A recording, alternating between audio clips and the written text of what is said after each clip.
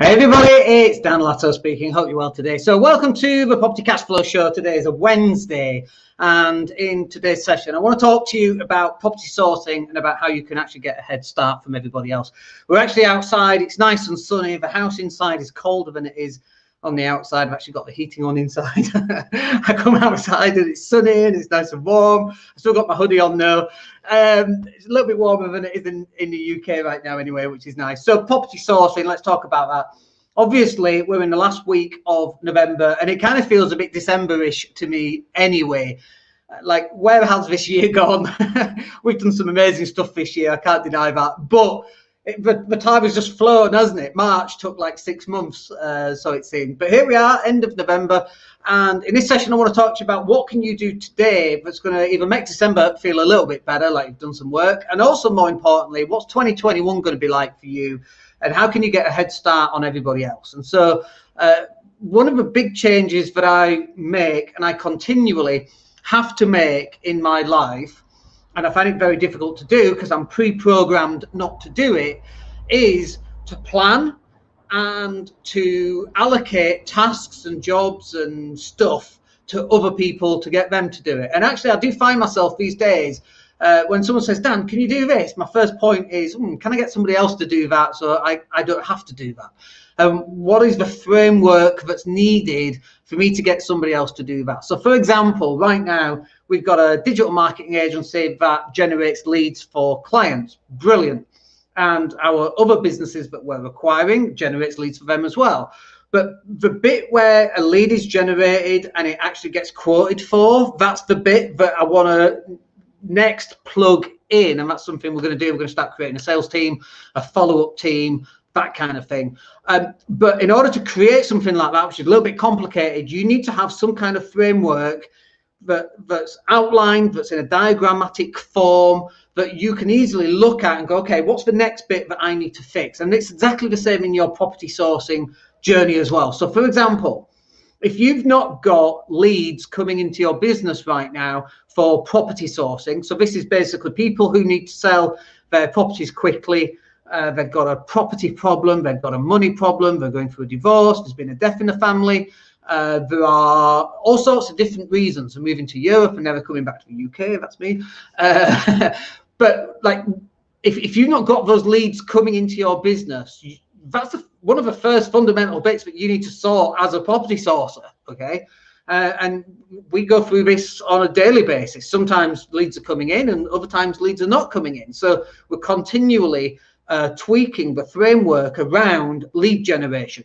And that's just one particular angle or one particular aspect in property sourcing that you need to figure out. And if you've not got that, you need to spend some time and figure that bit out. So for example, one of the easiest, most obvious things that you could do is leaflet drops. And saying go and do leaflet drops is really easy. Go do leaflet drops.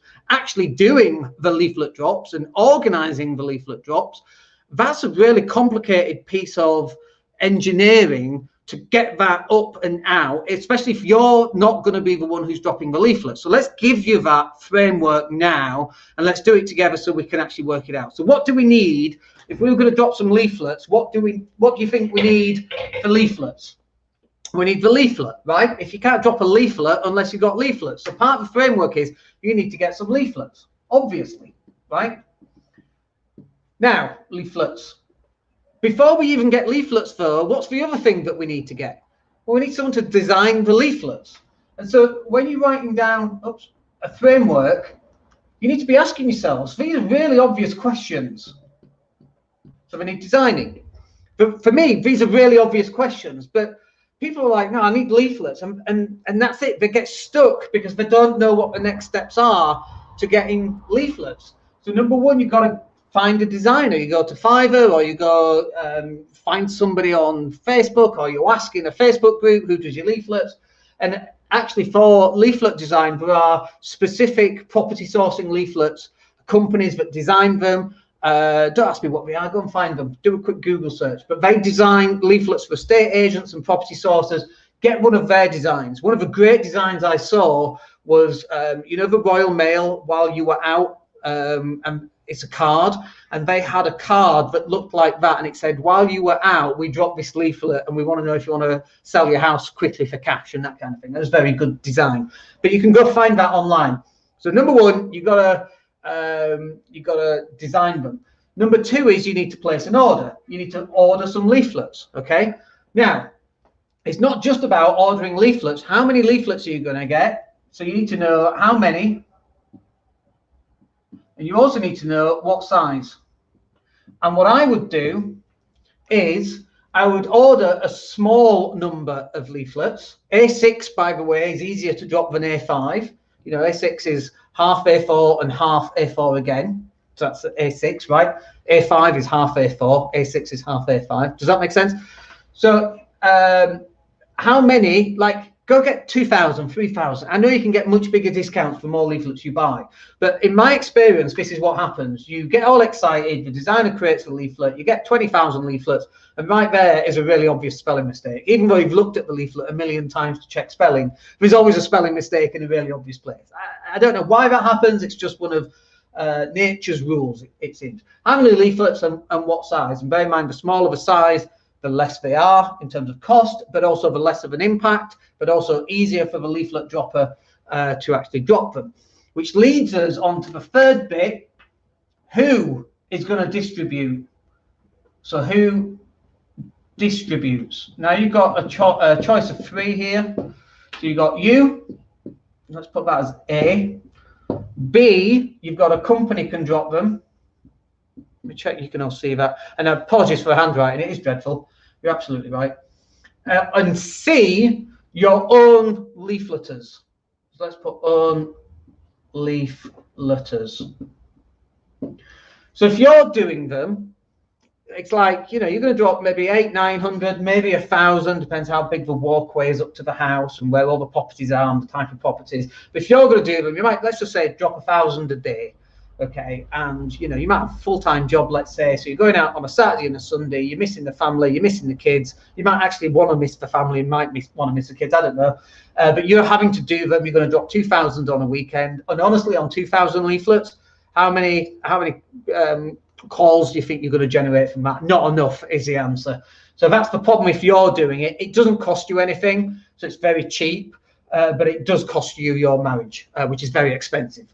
And your relationship with your kids and your own sanity and all that stuff, right? It's quite expensive from that point of view, but it's no upfront cost because it's just you being frozen cold. The next one you could do is a company. So you could outsource this to another company. They're going to charge you, depending where you are in the UK, 50 quid per 1,000. That might be on a solus, which is just them dropping just your leaflet. It might be £60, might be £70. Or if you're dropping 3 or 4 leaflets all at the same time, it might be £30 per 1,000. So it's a little bit more expensive, but it's not as expensive as the divorce if you're spending all your weekends dropping leaflets, which I think is a good thing, not to get divorced. So you could use a company. And then the other one, and we've got this on one of my very first podcasts that we did like 5 years ago, 4.5 years ago, which is you could drop your own leaflets. You could hire your own leaflet droppers, and they could drop them as well. Now, if you're going to do that, there's a framework around dropping your own leaflets. Let's delve into that one. If you're using a third-party company, there's also a framework there, which is basically consisting of you receiving the leaflets from the printers and dropping them at the company, or you get the printers to send them to the actual leaflet dropping company themselves. But if you're going to use your own leaflet droppers, you need to, you've got your own framework within there. So you need to find them. You need to place an advert to find leaflet droppers. You need to qualify them. Are they just the sort of person that's going to throw leaflets in the bin? You need to count the leaflets, which is weird, right? Count leaflets, because you need to get 1,000 leaflets to stick in a bag. You might also want to be creating a leaflet about dropping leaflets. So they're dropping your We Buy Houses for Cash leaflet and your We Also Drop Leaflets leaflet, so that you can pick up new business from other people who want leaflets, and you turn a little business out of it. So you have to count the leaflets. You have to hand leaflets over to the person that's going to drop them. Number 5, you need an invoice from them, so you can claim it back off your own tax. And number 6 would probably check that leaflets have been dropped. So yes, you're going to save a lot of money if you're just using your own leafleters and you're dropping other people's leaflets at the same time. But you need this framework in place in order to make this happen. And frameworks is the key. This is the whole point. You need frameworks for all of this. Now, for me, like when I had my lettings agency, we also had a leaflet dropping company, and one of our delivery guys, he was the guy that organized all of this. We created a framework for him to follow. Now, today, there's not a hope in hell chance that I could be bothered with all of that. I just couldn't be bothered with it. It's just too much work. There's a lot of manpower counting leaflets, checking people are doing what they're supposed to be doing.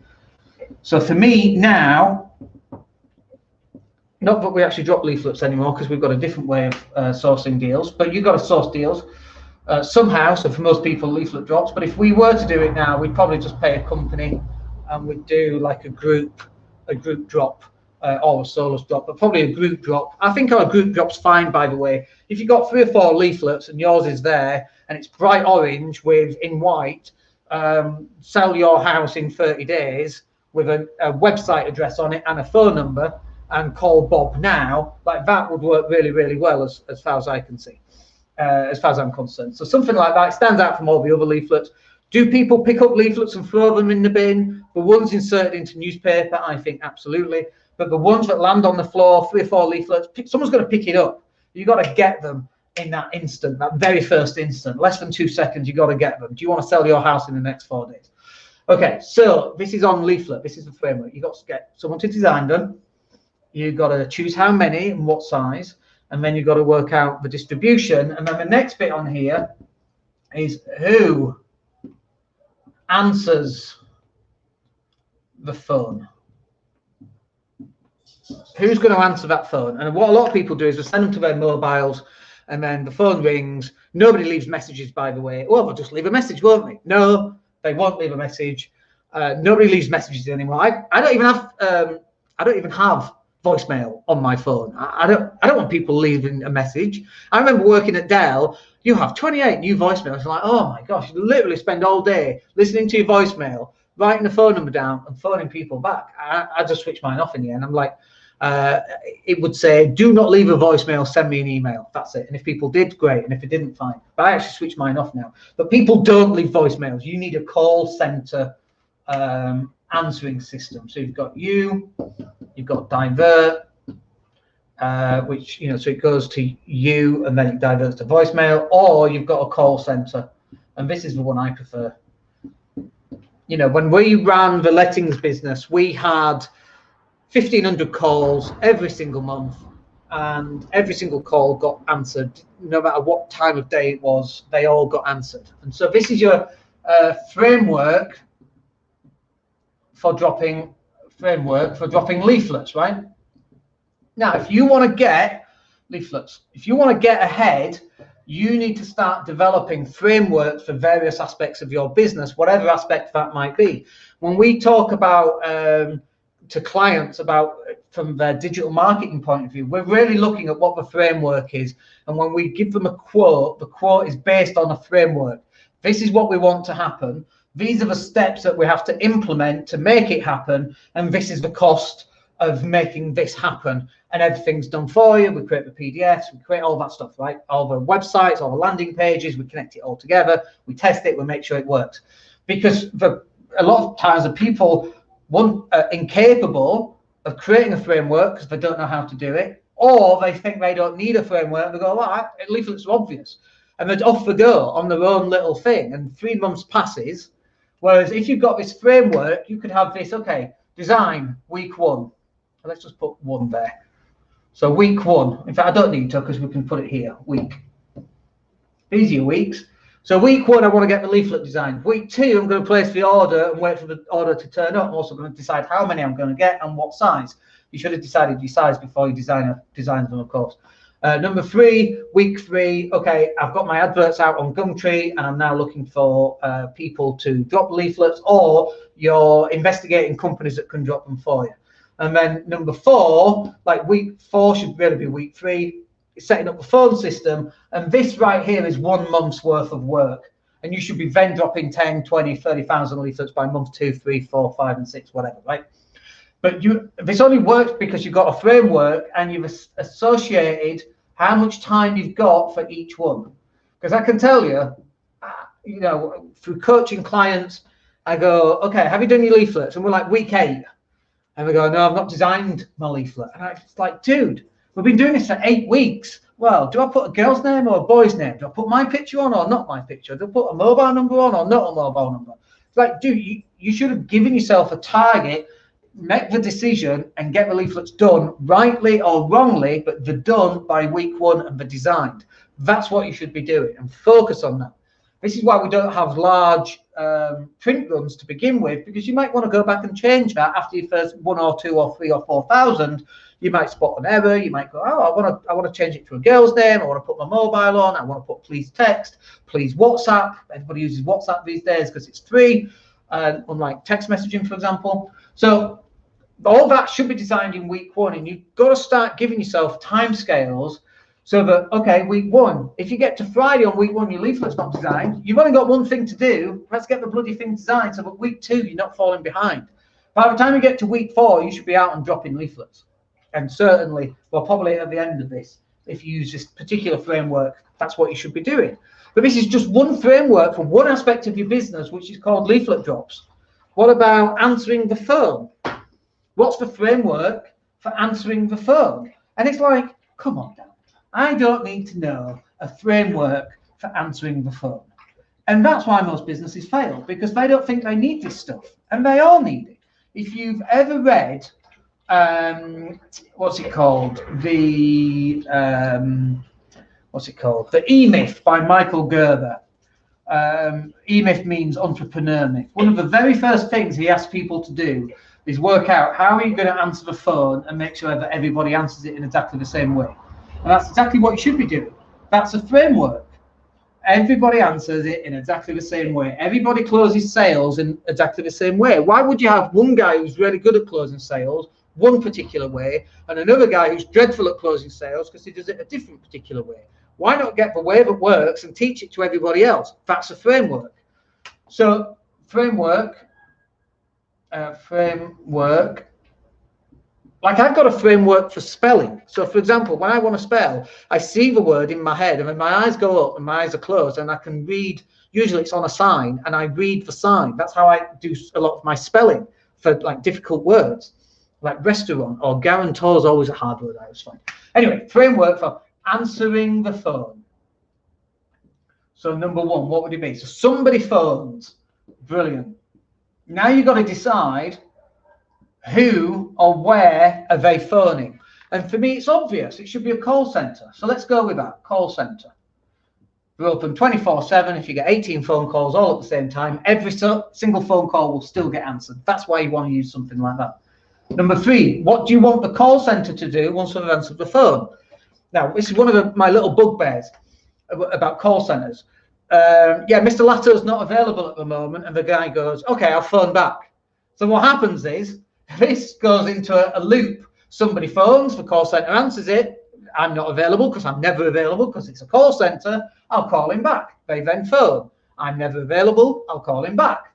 They then phone. And ad infinitum, right? So we don't want that. So you've got to tell the call center instruct them with what to do. So it could be if somebody says, Mr. Latto's not in, okay, I'll call him back.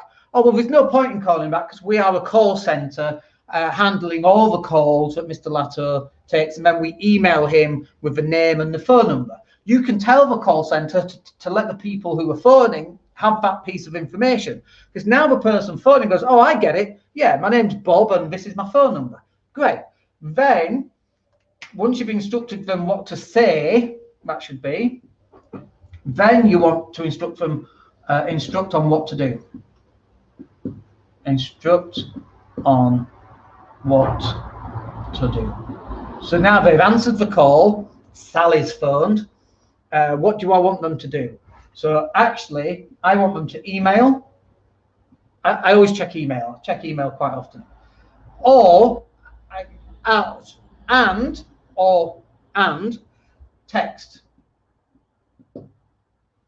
That's perfect. So now Sally phones. Yeah, Dan's not in at the moment. Can I get him? Can I get him to call you back? Yeah. Tell him that I'm interested in selling my house quickly for cash in the next 4 weeks. Great. They then take that, they record that piece of information, and they then send it via email and via text message. It comes up on my phone as a notification. I see it. Now, I also might ask them here to ask them some questions. But this is a framework for answering the phone. Now, what do other people do? Well, somebody phones and it goes to my mobile and then I miss it. And then they don't leave a voicemail and I'm left wondering whose that phone number is. Do I phone it back? Do I not phone it back? Oh, I feel a bit shy today. I won't phone it back. You just lost a potential lead. This is a much better framework. But they instruct them on what to say. Yeah, Dan's not available right now. How can I help? Oh, well, actually, I've got a house. I want to sell it. Great. Let's ask you some questions about that property, if that's all right. And then I'll get Dan to give you a call back, if that's okay. So it would be, what's your postcode? Why are you selling? Like, you might not want to ask that because there's no rapport in a call center and you've got to build rapport. But what's your postcode? How quickly are you looking at selling? Any other information you might want to tell me that will help Dan to understand what the nature of the call is about, and when is best for Dan to give you a call back. At least try and set some expectations, maybe. But that's for you to decide what the call center is going to say, and you to decide what the call center is going to ask, and also for you to decide what they're then going to do next. So now, hopefully, Sally's phoned them up. I need to sell my house fast. I'm going through a separation. It's in LS1. It's a 2-bed flat. It's worth about 80. It's worth about 150. Try and get the numbers at least a little bit right.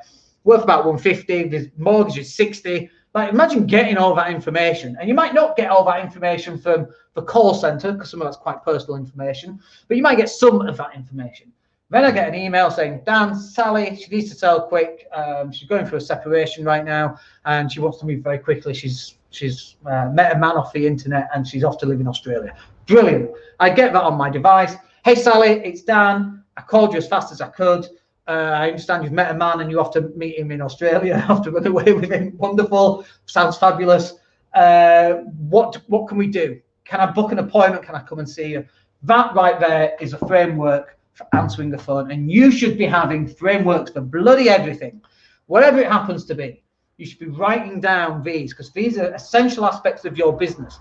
The reason why you want to do this is that now, let's say that your business has grown and you're fed up of answering the calls and chasing people up, and you take on Billy, and Billy is going to work for you. Now Billy can slide into this framework, and actually he knows the framework. So let me get this right. Somebody phones a call center, they email as in I'm Billy, they email Billy's phone, and then Billy just phones them back. Yeah, great. Like the next bit then, number 5, which is a separate framework, is how to handle, the first call, let's say. And let me just make sure you can actually see that. Yeah, you can see that. I know my writing's bad, but that's fine. Now, the first call will have its entire brand new framework, and that's up to you to work out what that's going to do. It teaches you how to do this, by the way, in the property sourcing training course. But you should be developing frameworks on everything. On that first call, you've got to build rapport, for example. You can't just go in and go, okay, Sally, you're getting a divorce, a bit of a twat, was he? Okay, yeah, okay. And you need to go, how much is your house worth? 100. And how much do you think it's worth? 100, okay. And what's your mortgage? 50. Okay, we'll give you 60. You can't do that, right? You've got to work out what is that first call going to be. And a little secret is your first call should be to book the appointment, not to do that much else. You might want to build rapport, and you want to generate some questions to get some answers that will help you when you actually go and physically meet Sally and view the house. But that should be a whole new framework. And if you're wondering what you can do, then this is it. All right, I hope that's useful for you. We'll catch up with you on the next video. If you've got any questions, just drop in the box down below, and we'll speak to you soon. Take care.